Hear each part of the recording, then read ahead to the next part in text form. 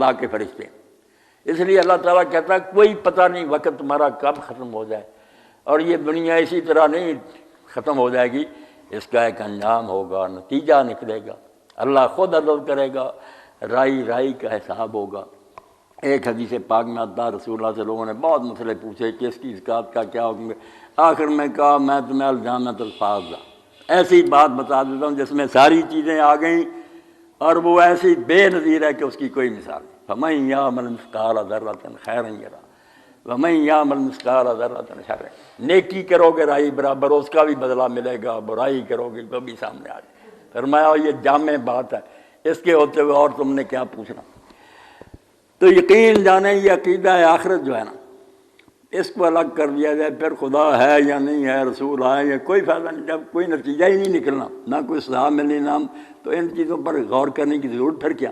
اس لیے ساری بے دینی کی جڑ یہ ہے کہ آدمی سمجھ لے کہ موت سے قصہ ختم ہو جاتا. یہ تسلسل ہے زندگی کا کہ مرنے پر قصہ ختم نہیں ہوتا، معاملہ شروع ہوتا. اسی لیے جو دانا اور نیک لوگ تھے انہوں نے پھر بھی کہا یار سوچ لو، ہم اب تو گھبرا کے یہ کہتے ہیں کہ مر جائیں گے، مر کے بھی چین نہ پایا تو کدھر جائیں. اس کے بعد بھی اگر مصیبت سامنے آ گئی پھر کیا بنے. تو موت کے بعد کی زندگی کو یاد رکھنا. اور اس بارے میں سیدنا عثمان رضی اللہ عنہ کے بارے میں آتا کہ حضرت عثمان رضی اللہ عنہ کے سامنے جنت دوزخ کی باتیں ہوتی رہیں تو اتنے مختصر نہیں ہوتے. جب قبر کی بات ہوتی نا تو بہت روتے. لوگوں نے پوچھا کہ آپ قبر کے بارے میں اتنا محتاط ہیں، روتے ہیں.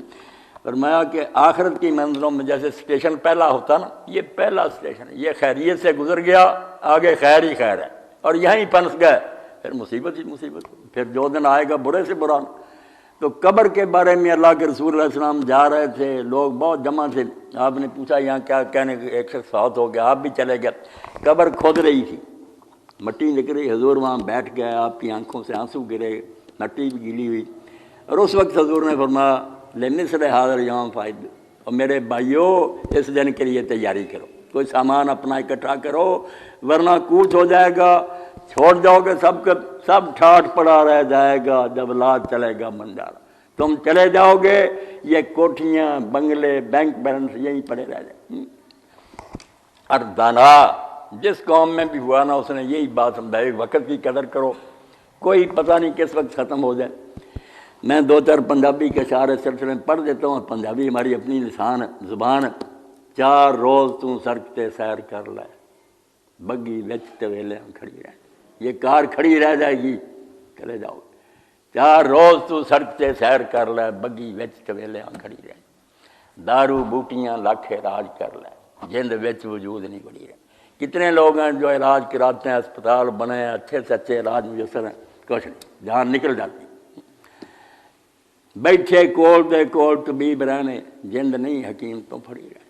سرانے ڈاکٹر بیٹھے ہوتے ہیں، روک نہیں سکتے. اور بہت آرام سے جان نکل جاتی. دیکھتے قرآن پاک میں سورہ واقعہ میں پڑھتے ہیں ہماری بے بسی، کتنی محبت ہوتی ہے باپ سے. بیٹھے ہوتے ہیں، دعائیں مانگ رہے ہوتے ہیں، رو رہے ہوتے ہیں کہ ابا جی بچ جائیں، نہیں بچتے.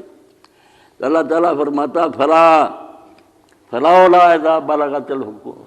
کیسی منظر کشی کی قرآن کہ کیا بنتا اس وقت جب تم بیٹھے ہوتے اور جان گلے میں آ جاتی ہے، باقی جسم بس ختم ہو جاتا، تھوڑی سی یہاں سے چل رہی ہوتی نبض. فلولا اذا بلغت الحلقوم وانتم حینئذ تنظرون. اور یہ بھی نہیں کہ تم دور ہوتے ہو، تم دیکھ رہے ہوتے پاس. ونحن اقرب الیہ منکم ولکن لا، تمہیں نہیں نظر آتا، تمہاری نسبت ہم اس میت کے زیادہ قریب ہوتے ہیں. فلولا ان کنتم غیر مدینین ترجعونہا ان کنتم صادقین. اگر تمہارے اوپر کوئی زبردست حکومت نہیں خدا کی تو اس جان کو واپس کیوں نہیں پھر لوٹا لیتے، اس کو زندہ ہی رکھ لو. نہیں رکھ رہے، بالکل پاس بیٹھے ہوئے نہ رخصت کر دیا، روتے ہوئے اٹھ کھڑے ہوتے ہیں، اٹھاؤ چارپائی. اور پھر بات یہ ہوتی ہے کہ پھر زیادہ دیر رکھنا بھی نہیں چاہتے. جتھے عمر گزار دیتی دیا تھنگا، اوکھا ہو گیا کڑی کٹاؤنا. لوگ کہتے ہیں جلدی کرو جلدی کرو، پھر جلدی کی پڑ جاتی ہے، مال کے مکان بے دخل ہو جاتا. مگر پہلے کوئی نہیں سوچتا کہ یہ وقت آئے گا، ٹل نہیں سکتا، اس کے لیے کوئی تیاری کر لیں. تو قرآن پڑھیں، رسول اللہ کی حدیثیں پڑھیں. یہ آیت میں نے اس لیے مبکات العابدین پڑھی کہ یہ جھنجھوڑنے والی ہے کہ تم نے سمجھ رکھا کہ نیکی کرنے والے اور بدی کرنے والے بس برابر ہی نہیں، انصاف ہوگا، اللہ تعالیٰ پورا عدل کرے گا، ہر ایک کو جس لائق وہ اس کو ملے گا، انعام والوں کو انعام ملے گا، اس کا بھی تم اندازہ نہیں کر سکتے بغیر حساب۔ کئی لوگ بغیر حساب کا ترجمہ یہ کر دیتے نا کہ حساب میں نہیں آئے گا، شمار نہیں، وہ بھی ٹھیک ہے کہ حساب جو ہے نا گمان کو بھی کہتے ہیں کہ جتنے تمہارے اندازے تھے نا اس سے بہت زیادہ، تم کتنا سوچو نا کتنا اللہ دے اس سے زیادہ دے۔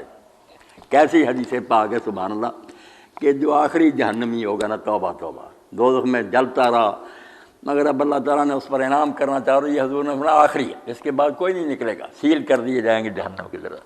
اللہ تعالیٰ اس کو ذرا اچھالے گا، درمیان دوزخ کے ہوگا، وہ دیکھے گا کہ دروازے کے پاس نہ آگ قدرے کم ہے، کہے گا اللہ تعالیٰ مہربانی فرما، دروازے کے قریب کر دے، رحم کرنے کا اللہ کا انداز۔ تو اللہ تعالیٰ نے کہا ابن آدم تو دنیا میں بڑے وعدے کرتا تھا، مکر جاتا تھا، اب ایک بات کر لے وہ پوری کر، کہنے بس دروازے کے پاس کیا، باہر جھانکا کہ وہاں آگ تھی نہیں، کہنے لگا کرم فرمایا یہاں لے ذرا باہر نکال، آہستہ آہستہ جنت کے قریب چلا گیا، نہر بہ رہی ہے حیات وہاں، اس میں غوطہ دیا، سارے دکھ بھول گئے۔ اب اللہ تعالیٰ نے کہا کیا چاہتا، کوئی مانگنا اپنے دل میں کہ مجھے یہ ملنا چاہیے۔ تو اس نے سوچا کہ زمین جو تھی نا آسٹریلیا سے لے کر امریکہ یہ بڑی، ایک دھرتی مجھے مل جائے، تو اللہ نے کہا ایک دھرتی اور دی اور 9 اس کے ساتھ اور دی، یہ کم اس کا جو جنت میں جائے گا اس کا آخری کا یہ رہتا ہے 10 زمینوں کا مالک۔ یہاں مرتے ہیں ایک چپے کے لیے، بے ایمان ہوتے ہیں، دوسروں کی چھینتے ہیں، فرمایا یہاں عقل سے کام لو، وہاں کثریں نکل جائیں گی، جو تمہارے وہم و گمان میں نہیں وہ سب کچھ ملے گا، مگر اس کے لیے ضروری ہے کہ اس دنیا میں اللہ کے بندے بن کر رہو، ورنہ یہ نہیں ہوگا کہ نیک بھی مٹی میں مل جائیں اور بدی میں لے جائے، اللہ تعالیٰ پورا صلہ دے گا۔ وآخر دعوانا ان الحمد للہ رب العالمین وصلی اللہ تعالیٰ علی خیر خلقہ محمد وآلہ